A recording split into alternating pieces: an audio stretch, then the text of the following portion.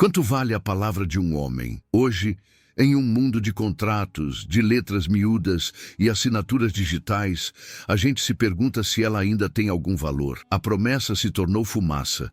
E a honra, uma história antiga que os avós contavam. Mas houve um tempo e um lugar neste Brasil, onde a palavra era tudo, onde ela era a única lei. Um tempo em que a traição não era resolvida com um processo na justiça, era resolvida com fogo. No coração do sertão, a confiança era a única moeda que um homem podia carregar. E para proteger essa moeda, o cangaço criou seus próprios códigos, suas próprias leis.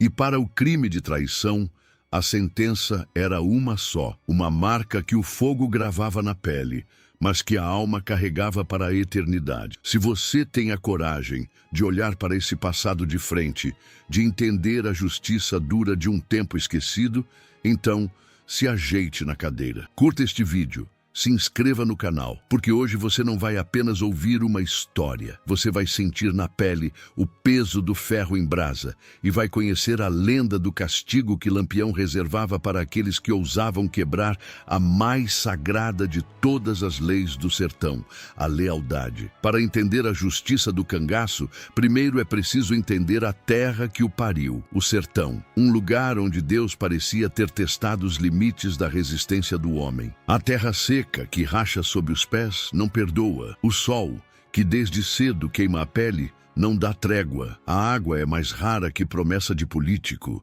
Nesse mundo, a natureza ensinava a primeira e mais dura lição. Sozinho, você não é nada. Você é só mais um corpo que o sol vai secar e o vento vai cobrir de poeira. A sobrevivência na caatinga era um pacto com o vizinho, com o parente, com o companheiro de jornada. E para os homens que decidiram viver à margem da lei dos coronéis e do governo, os cangaceiros, esse pacto era ainda mais fundo. Era um pacto de sangue, selado não em papel, mas no olhar. No cangaço, a lei não vinha de um juiz de fora, de um homem de gravata que nunca pisou na poeira.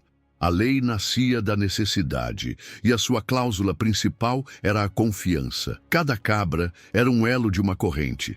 Se um elo se partisse, a corrente inteira se arrebentava, e todos eram arrastados para o abismo. Imagine o bando de Lampião se movendo pela caatinga. Dezenas de homens e mulheres, nômades em sua própria terra, caçados dia e noite pelas volantes. Onde dormir? Onde beber água? Onde conseguir munição e comida? A resposta estava nos coiteiros, fazendeiros, comerciantes, gente simples do povo que por medo, admiração ou por partilhar do mesmo ódio contra a injustiça dos poderosos, dava abrigo e sustento ao bando. O coiteiro era o alicerce invisível do cangaço. Ele era os olhos e os ouvidos de Lampião. A vida de dezenas de cangaceiros dependia do silêncio de um único homem. E como se garantia esse silêncio? Com ameaças? Sim, o medo era parte do jogo. Mas o que sustentava essa rede complexa era algo mais forte: a palavra.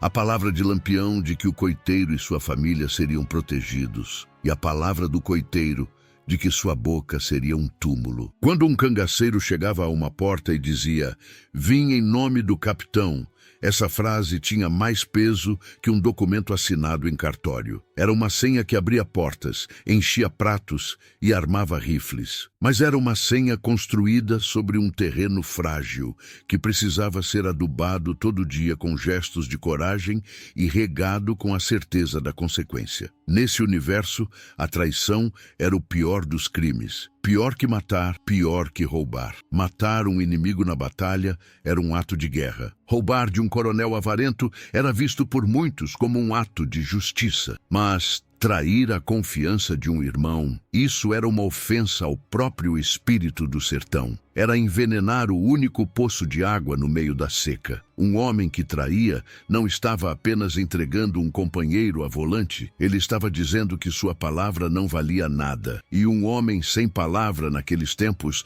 era menos que um bicho. Um bicho age por instinto. O traidor age pela fraqueza, pela ganância, pela covardia. Ele desonra a própria condição de ser homem. Por isso, a sentença para o delator não podia ser apenas a morte. A morte era rápida.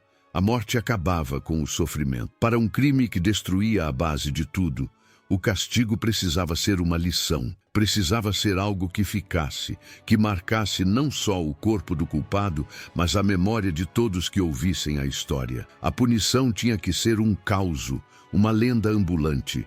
O traidor precisava se tornar um aviso. E foi dessa necessidade que nasceu a justiça do ferro em brasa. Uma justiça que não se escrevia com tinta, mas que deixava uma assinatura que nem a morte podia apagar por completo. Era a lei do sertão, gravada a fogo. Toda luz forte produz uma sombra, e a luz de Lampião, o clarão do seu rifle que riscava a noite da Caatinga, também criava as suas. E nessas sombras, no escuro do medo e da cobiça, se arrastava a criatura mais peçonhenta do sertão, o delator, o traidor. Em Tupi, a palavra timbó nomeia uma planta cuja raiz, quando batida na água, envenena e mata os peixes. O traidor era o timbó do cangaço. Ele não precisava de rifle nem de punhal. Sua arma era o veneno do sussurro. Uma palavra dita no ouvido certo, que apodrecia a confiança e trazia a morte.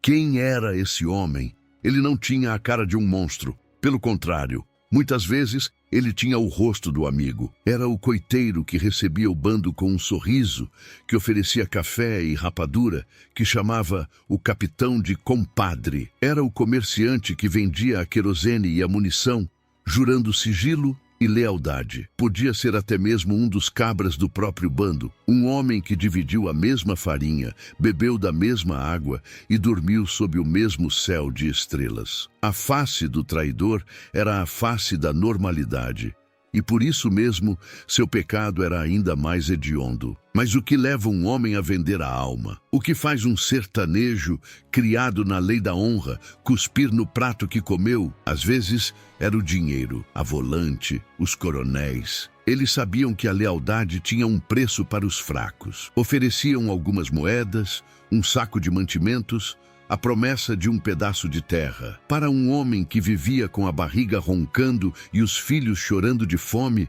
a tentação brilhava como ouro. O demônio da cobiça falava mais alto que a voz da consciência. Ele trocava a vida de 10, 15 homens por uma fartura que duraria algumas semanas.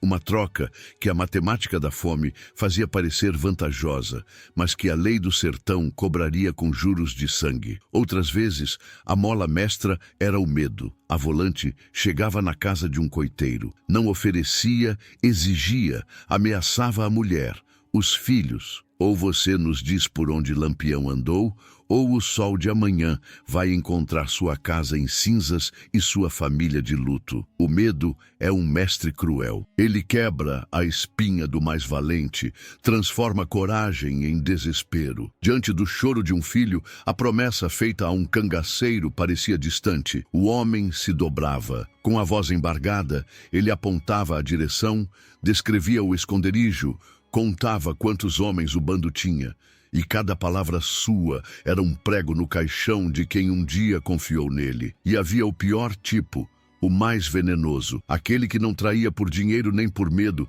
mas pela inveja, pelo ressentimento. Um cabra que se sentia diminuído, que achava que não tinha o respeito que merecia. Um coiteiro que se sentia mais usado do que ajudado. Esse tipo de veneno não vem de fora.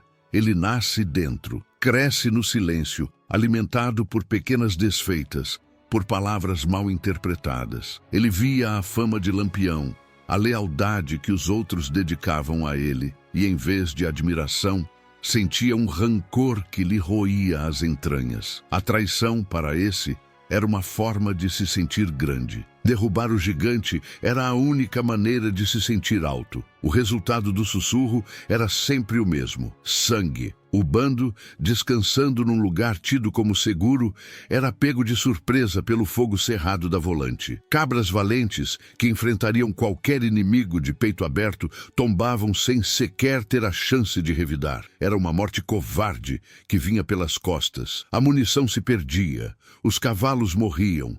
A comida era deixada para trás. Uma única palavra de um delator podia causar mais estrago que um batalhão inteiro. Ela quebrava o ritmo do cangaço, introduzia a desconfiança. Depois de uma emboscada, Quem era o culpado? O olhar de Lampião passava por cada um, e a dúvida, uma vez plantada, era como uma praga. A confiança, que era o ar que o bando respirava, se tornava rarefeita, pesada. O silêncio no acampamento não era mais de respeito, era de suspeita. Por isso, o sertão não perdoava, porque a traição matava de muitas formas. Matava o corpo com o tiro da volante. Matava a alma com o veneno da desconfiança. Desfazia o laço mais sagrado que unia aqueles homens e mulheres. Era um pecado contra a própria vida, contra o código que os permitia existir. E um pecado dessa magnitude não podia ser lavado com água benta. Exigia um batismo diferente. Exigia o fogo. A notícia da traição chegava aos ouvidos de Lampião, e um silêncio mortal caía sobre ele. Sua fúria não era um trovão. Era a calmaria que antecede a tempestade mais violenta, o momento em que a natureza recolhe o fôlego antes de destruir tudo. A caça ao traidor começava, e para ele não haveria mais esconderijo no mundo. No sertão, o ferro quente tinha muitas serventias. Ele marcava o gado do coronel, para dizer quem era o dono daquela vida. Ele selava a madeira de uma porteira para deixar um sinal de quem mandava naquela terra. Mas Virgulino Ferreira da Silva, Lampião, o homem que se fez rei de um reino de poeira e espinhos, mandou forjar um ferro com um propósito infinitamente mais terrível. O ferro dele não era para marcar posse, era para marcar a perda. A perda da honra. Ele não era um objeto grande, mas seu peso era sentido de longe. Conta a lenda que era uma haste de ferro batido, rude e forte, com um cabo de madeira de lei, talvez aroeira, tornado liso e escuro pelo suor das mãos e pela fumaça das fogueiras. Na ponta, o símbolo, as duas letras que se tornaram o brasão da justiça e do medo no sertão. FL. Entrelaçadas, diziam alguns, como uma serpente se enroscando em outra. Uma caligrafia rústica, feita por um ferreiro de beira de estrada, mas que carregava o poder de um decreto real. FL. As iniciais do juiz, Ferreira, Lampião. Era a assinatura do capitão. Marcar um homem com aquelas letras era como dizer: este pertence à justiça de Virgulino. Eu o julguei. Eu o sentenciei. Era uma demonstração de poder absoluto. Um recado direto para as volantes e para os coronéis. Vocês têm a lei de papel. Eu tenho a lei do ferro. Vocês prendem o corpo com algemas. Eu marco a alma com fogo. Era Lampião reivindicando a jurisdição sobre os homens e sobre as leis morais daquele lugar, esquecido por Deus e pelo governo. Mas o significado daquelas letras ia muito além. Para os homens do cangaço e para o povo do sertão que aprendia a ler os sinais da caatinga, o FL se tornava a abreviação do próprio crime. O F era de falsidade, de fraqueza, de fim. O L era de lealdade quebrada, de lamento, de ladrão de confiança. Quando o ferro marcava a pele, não estava apenas gravando as iniciais do juiz, estava escrevendo o nome do pecado. O homem não carregaria o nome do seu algoz, mas o lembrete eterno da sua própria falta. Ele se tornava a personificação da sua falha. Olhem para mim! A marca parecia gritar em silêncio. Eu sou a falsidade. Eu sou um ladrão de confiança. Este ferro não era guardado junto das panelas e dos bornais. Ele era um objeto de poder, quase sagrado, e só aparecia quando o Tribunal do Sertão era convocado. Confirmada a traição, Lampião não explodia em gritos. O seu silêncio era a verdadeira sentença. Ele apenas fazia um gesto com a cabeça. E um cabra de sua mais alta confiança, muitas vezes o próprio Corisco ou Zé Baiano, se afastava e voltava com o ferro FL. A sua simples aparição mudava o ar. As conversas cessavam. As crianças eram levadas para dentro. O acampamento se transformava num velório de um homem que ainda estava vivo. O ritual da preparação era solene. A fogueira era alimentada com a melhor lenha. Não era um fogo para cozinhar ou para aquecer. Era um fogo para purificar, para transformar um simples pedaço de metal na encarnação da justiça. O ferro era colocado no coração das brasas e todos esperavam O único som era o sopro do vento e o chiado do metal esquentando. Primeiro ele ficava cinzento, depois começava a avermelhar nas bordas, e então ele inteiro se tornava rubro, vivo, pulsante, como se tivesse absorvido toda a raiva do bando, toda a dor da traição. Diziam que, quando ele chegava no ponto certo, ele brilhava com uma luz própria, uma luz vermelha que ofuscava a vista. Quando um dos cabras, usando um pano grosso, retirava o ferro do fogo, um calor intenso emanava dele. O ar ao redor parecia tremer. Naquele instante, Lampião não era mais um fora da lei. Era um sacerdote de um culto antigo e brutal. E o ferro em brasa não era uma ferramenta de tortura. Era o seu cetro, a sua caneta, o instrumento com o qual ele iria reescrever o destino de um homem, trocando seu nome por uma palavra: infame. A justiça do sertão, quente, terrível e sem apelação, estava prestes a ser servida. E para o delator, amarrado e esperando, o próximo som que ele ouviria seria o chiado da sua própria carne, encontrando a desonra. Um som que ecoaria em sua memória por todos os dias que ainda lhe restassem de vida. A memória do povo é como o leito de um rio seco. Parece vazia, mas guarda, debaixo da areia, todas as histórias das enchentes que já passaram. E na memória do sertão, os causos dos homens marcados pelo ferro de Lampião são como pedras que nunca foram levadas pela correnteza. São muitos, contados em voz baixa nas varandas das fazendas, sussurrados nas feiras, usados como ameaça para aquietar menino teimoso. Mas há uma história, a do coiteiro de Itabi, em terras de Sergipe,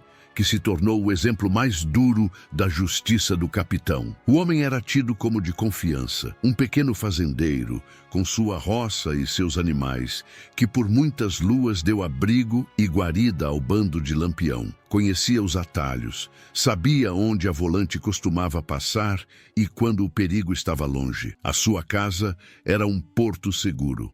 A palavra dele era lei, mas a cobiça é uma semente ruim. Se encontra terra fértil no coração de um homem, ela cresce e sufoca a honra. A polícia de Sergipe, cansada de levar poeira e bala, ofereceu uma fortuna pela cabeça de Lampião. Um dinheiro que aquele homem nunca veria em 10 vidas de trabalho honesto. E ele fraquejou. Num dia de feira, um bilhete trocou de mãos. Uma informação simples. O bando estaria descansando perto de um lugar chamado Saco Torto. A recompensa foi paga e o sangue começou a correr. A volante caiu sobre o acampamento de Lampião com a fúria de uma tempestade. Foi um inferno de tiros, um salve-se quem puder na escuridão. Homens valentes como Antônio de Engrácia e Mergulhão tombaram ali, pegos na traição.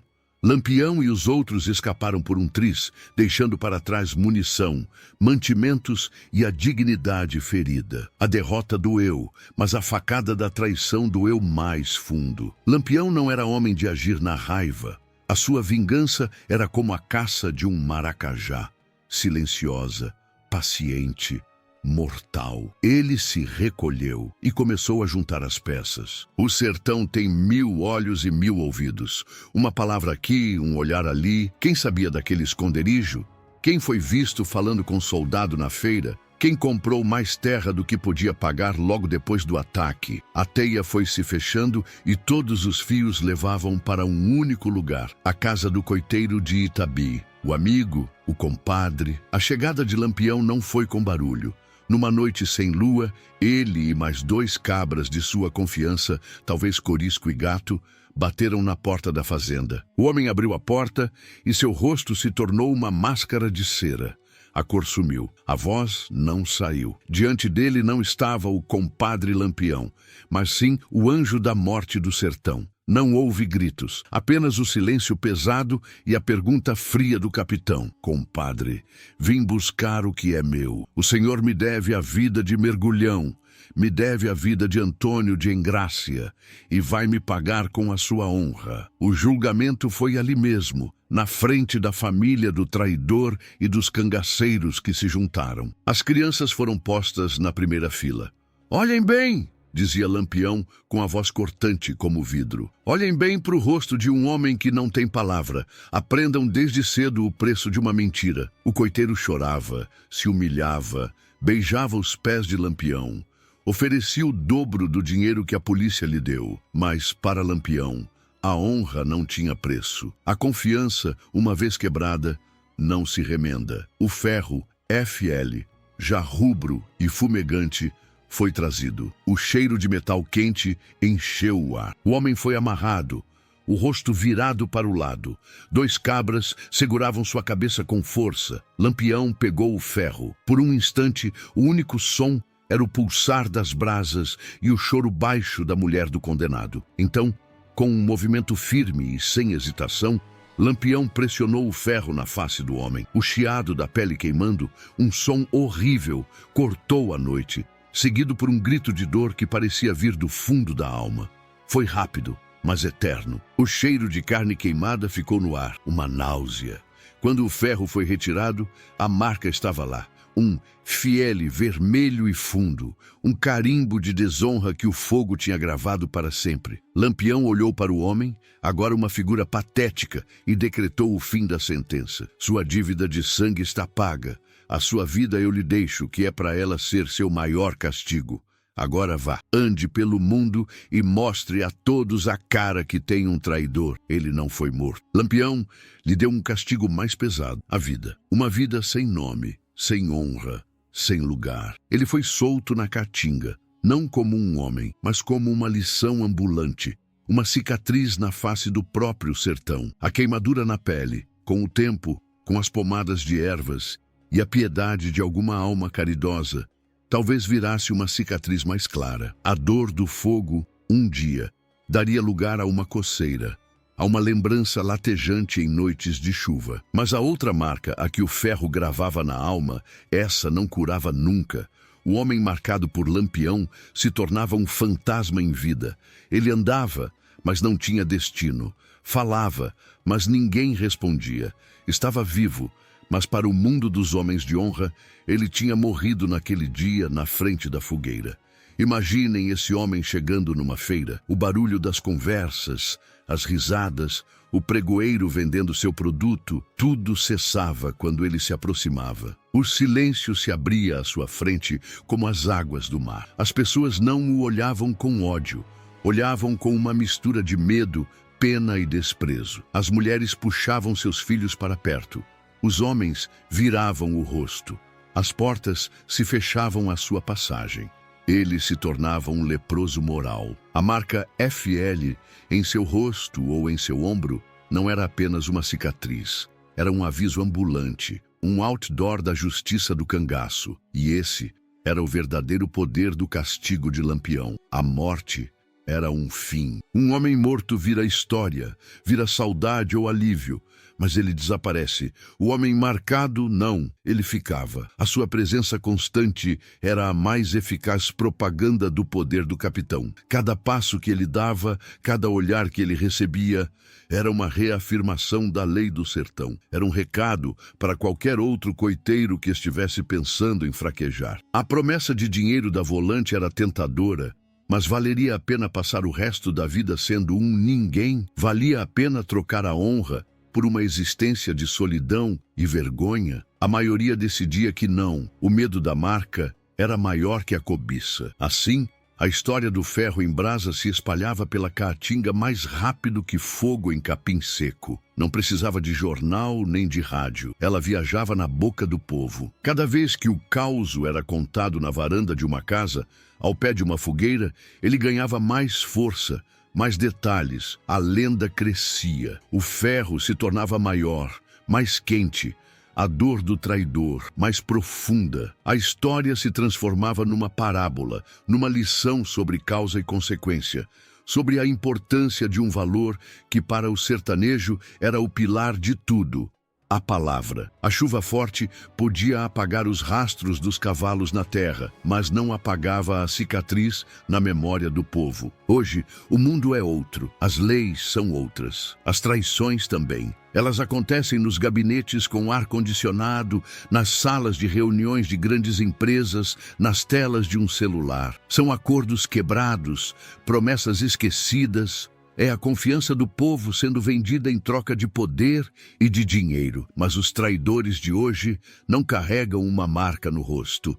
Pelo contrário, muitas vezes eles vestem as melhores roupas, dão as entrevistas mais importantes e exibem um sorriso confiante na televisão. A desonra se esconde por trás de palavras difíceis e de processos que nunca terminam. A justiça de Lampião era brutal, não há como negar. Era a lei de um tempo sem lei, a resposta selvagem a um pecado mortal. Mas, olhando para o nosso tempo, uma pergunta fica no ar, pesada como o mormaço da tarde. Um mundo que não marca mais os seus traidores, que não lhes impõe nenhuma consequência visível, nenhum castigo que sirva de exemplo. Será que não é um mundo que, no fundo, se esqueceu do que é a honra? Será que, ao nos recusarmos a punir a traição de forma exemplar, não acabamos por aceitá-la como algo normal, como parte do jogo? O legado do ferro FL não é a violência, é a clareza, é a ideia simples e poderosa de que toda ação gera uma reação, de que a quebra da confiança coletiva é um câncer que precisa ser extirpado de forma visível, para que o corpo social não adoeça por inteiro. A cicatriz que o sertão carrega na memória nos ensina isso. A honra, meu amigo, quando um homem a perde, ela deixa uma marca que nem o tempo, nem a morte, nem todo o dinheiro do mundo podem apagar. Essa foi a história do ferro em brasa, a lei de um tempo em que a justiça não vinha numa carruagem, mas chegava a cavalo e de rifle na mão. Um tempo em que, para um homem sem honra, a única lei que valia era a do facão e do fogo. Espero que este caos tenha transportado você para o coração do nosso sertão. Se histórias como essa, que resgatam a memória de um Brasil profundo, brutal e fascinante, fazem o seu sangue correr mais forte, então mostre a sua força. Curta este vídeo, comente aqui embaixo o que você achou desta história e se conhece alguma outra parecida. A sua palavra também tem valor para nós. Compartilhe com quem precisa ouvir essas lendas. E o mais importante, se inscreva no canal para não perder nenhuma parte da nossa jornada. Obrigado pela sua companhia. Até a próxima vez em que abriremos outra página da história que foi escrita a chumbo, coragem e honra no grande livro do sertão.